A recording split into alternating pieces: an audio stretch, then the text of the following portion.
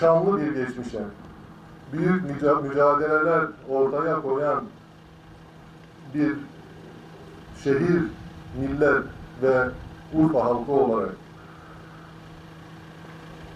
olumlu yönde ifade edebileceğimiz çok sayıdaki artılarımızın yanında buna hiç yakışmayan, bununla hiç bağdaşmayan kötü hasletlerimizi de artık açık bir şekilde dile getirmek, bunları zemmetmek, bunların içerisinde olanları toplumdan dışlamanın zamanının geldiğini de bir kez daha ifade etmem lazım. Biz şanlı ataların torunlarıyız. Biz cesaretimizi, kahramanlığımızı, erkekliğimizi bu vatana, bu bayrağa, birliğimize, bütünlüğümüze, göz dikenlere karşı gösteren ataların evlatları.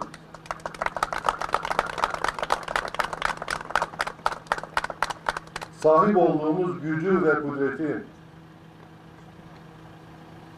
zayıf olanların üstünde tatbik eden ataların torunları değiliz. Şanlıurfa her gün cinayetlerle, kan davalarıyla, arazi anlaşmazlığından dolayı nizalarla anılmayı hak etmeyen şanlı, kahraman bir şehir. Bu konuda bütün toplum önderlerine, bütün yöneticilerimize, sivil toplum kuruluşlarımızın bütün temsilcilerine bir kez daha çağrı yapmak istiyorum. Bütün aşiretlerimize, bütün dini önderlerimize, gereksiz, lüzumsuz bir yere, dokunulmaz olan insan bütünlüğüne ve Cenab-ı Allah'tan başka yetkiye sahip olmayanın yetkisini kullanmak suretiyle başkasının hayatına kastedenleri artık toplumdan dışlamanın zamanı gelmiştir. Yanımızda tutmayalım. Sosyal müeyyideleri uygulayalım. Onları kabul etmeyelim. Onları baş tacı etmeyelim. Ve onları dışlayalım. Son olarak birkaç gün önce 6 vatandaşımızı kaybettik. Daha öncesinde yine kaybettiğimiz maalesef vatandaşlarımız var.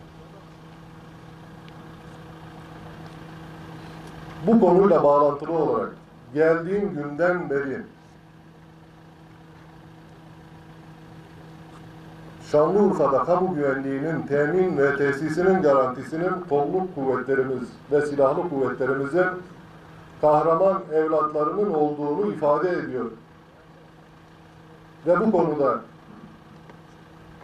20.000 kilometrelik karelik alanımızın tamamını bu anlamda emin ve huzur bir şekilde tutabileceğimizi ve tuttuğumuzu ve bunu askerimizin, polisimizin, jandarmamızın olağanüstü gayretleriyle gerçekleştirdiğimizi ifade ediyor ve silahlanmaya artık dur, silahlanmaya yeter diye ifade ediyor.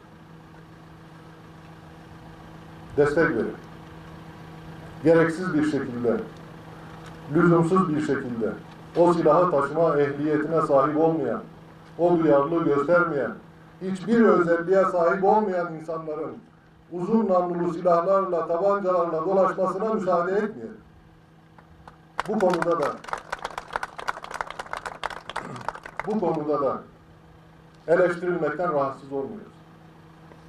Ama verdiğimiz her bir silahın toplumda huzursuzluğa, o silahın kullanmak suretiyle insanlarımızın üzerinde baskı unsuru olarak tatbik edilmesini artık hazmedemeyiz, kabul edemeyiz. Verilecek durumu uygun, şartlara uygun olan kardeşlerimiz var.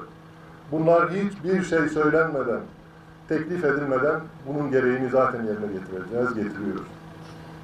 Kamu idaresini bu anlamda desteklemenizi, toplumda genel bir kampanya şeklinde bu silahların toplanmasını, özellikle uzun namlulu silahları taşıyan ve bunu farklı amaçlarla evinde veya işinde kullanan hemşehrilerimizden bu silahların toplanması gerektiğini bir kez daha ifade ediyor.